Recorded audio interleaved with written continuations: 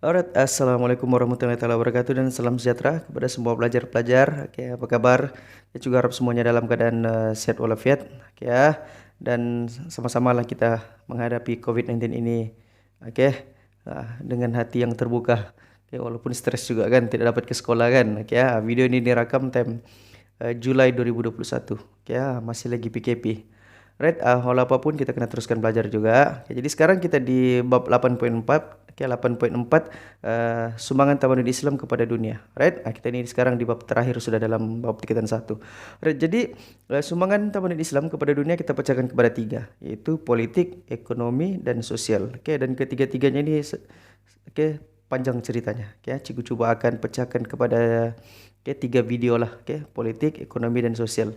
Ya, jadi senang kamu faham. Alright. Jadi dalam video kali ini juga akan cerita tentang politik saja. Alright, apa itu politik? Politik ini pengurusan negara. Oke, macam mana cara menguruskan negara? Oke, jadi macam mana cara Islam menguruskan negara? Oke, ya. Oke, jadi yang pertama yaitu kehidupan bernegara. Macam mana negara Islam yang sebenarnya yang dibawa oleh Nabi Muhammad. Oke, ya. Semasa pemerintahan Nabi Muhammad, oke, ya, Nabi Muhammad merupakan ketua negara. Ketua negara, bukan raja, bukan king. Okay, Nabi Muhammad rumahnya rumah macam orang biasa. Okay, keluarganya macam orang biasa. Tiada spesial-spesial pun. Okay, Nabi Muhammad tidak hidup mewah. Okay, seperti raja-raja yang lain. Walaupun level Nabi Muhammad ni level raja, tapi Nabi Muhammad bukan raja, bukan king. Okay, orang tidak tunduk sembah kepada Nabi Muhammad, bukan. Walaupun Nabi Muhammad itu seorang nabi, okay, tapi orang Islam tidak menyembah Nabi Muhammad. Okay, tidak tunduk kepada Nabi Muhammad. Kita cuma patuh arahannya, okay, ikut ajarannya, itu saja. Okey ya. Sebab itulah Nabi Muhammad tidak ada gambar. Okey, kami orang Islam dilarang melukis, okey, gambar potret Nabi Muhammad. Supaya apa? Apa yang mau dielakkan? Kita mau elakkan orang memuja-muja Nabi Muhammad, bukan. Sebab Nabi Muhammad bukan Tuhan. Okey, Nabi Muhammad manusia biasa yang dipilih oleh Allah untuk menjadi seorang nabi. Alright. Jadi Nabi Muhammad sebagai ketua negara yang bertanggung jawab menjaga Madinah pada masa itu dan menyelesaikan masalah rakyat. Okey, melalui apa? Perlembagaan. Semuanya ikut undang-undang, bukan ikut suka hati Nabi Muhammad. Okey, ikut perlembagaan yang sudah dipersetujui, yang sudah ditetapkan oleh kerajaan.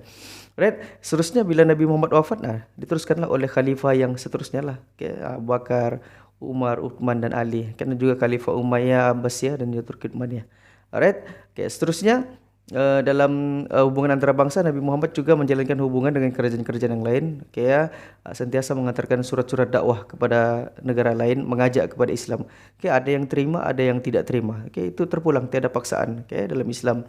Right. Seterusnya yang kedua, macam mana pemerintahan dan cara hidup berteraskan keadilan. Okay, Nabi Muhammad bentuk sebuah negara. Okay, kita berteraskan keadilan. Tidak kira lah, kau bangsa apa, agama apa, apa jantina, semuanya adil. Semuanya diatur, diurus mengikut perlembagaan negara yang sudah ditetapkan. Tiada istilah diskriminasi, tiada istilah perkauman, racism, tiada. Racism ni sampai sekarang tidak ada habisnya kan. Alright. Tengoklah di barat sana kan, Black Lives Matter kan, sampai sekarang tidak ada habisnya kan. Dalam Islam tiada istilah begitu. Kalau macam kita ambil kisah orang kulit hitam ni, kalau dalam Islam, orang yang pertama sekali azan dalam sejarah Islam, Bilal bin Rabah. Bilal bin Rabah ialah orang Arab Afrika, orang kulit hitam. Dia punya hitam ni, hitam metalik bah.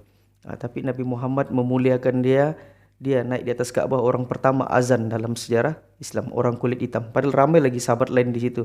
Yang orang Arab, tapi orang Afrika ni juga yang disuruh. Itu buktinya Islam tidak mendiskriminasikan kaum. Alright. And then toleransi antara kaum juga. Begitulah cara kehidupan Islam yang sepatutnya. Alright, seterusnya konsep ummah. Konsep ummah, apa itu konsep ummah? Konsep ummah ni masyarakat yang satu negara. Tidak kira lah apa bangsa, apa agama, kita adalah satu ummah, satu negara. Dan kita setiap anggota masyarakat ada tanggung jawabnya sendiri. Dalam sama-sama memelihara negara, mempertahankan negara, memajukan negara. Itu maksud konsep satu ummah. Kalau kita di Malaysia, kita guna konsep satu Malaysia kan. Kalau dalam Islam, dia satu ummah sebenarnya. Jadi bulan ummah, UMMAH, ummah. Right? Dan seterusnya, paling penting budaya yang dibawa oleh Islam ialah tu sistem syura. Sistem syura ni ialah mesyuarat yang diadakan untuk mencapai kata sepakat. untuk mencarilah. Kayak contoh kalau ada mungkin perbalahan ke perbincangan ke apa kan, kita tengok suara majoriti, yang mana majoriti menyokong, itulah. Ya, jadi pemimpin ni dia tidak berkuasa mutlak menentukan apa yang dia mau, tidak. Ya, apa-apa keputusan bincang, musyawarah. Daripada perkataan musyawarah nih, syura, bincang, bermusyawarah, jadilah kita ambil mesyuarat. Sampai sekarang kita guna perkataan tuh. Right? Jadi tujuannya untuk apa? Kenapa kita perlu musyawarah? Supaya kita dapat persetujuan. Sebab kita tidak mau nanti ada yang cakap, itulah tu hari aku cakap begitu, kau tidak ikut, kau cakap begini. Jadi kita tidak mau ada mengungkit begitu, Pak. Jadi kita mau cari persetujuan, baru kita teruskan. Untuk apa? Untuk menjaga apa? Untuk menjaga kesepahaman, perpaduan dalam kalangan masyarakat. Alright? Seterusnya, apalagi budaya dalam Islam yang dibawa. Keadilan, toleransi. Jadi begitulah sistem politik dalam Islam. Macam mana kita hidup bernegara, kita adil, saksama. Lepas tu kita hidup sebagai satu ummah, satu negara ni satu ummah. Dan satu lagi kita amalkan budaya bermusyawarah, budaya syura. Berbincang.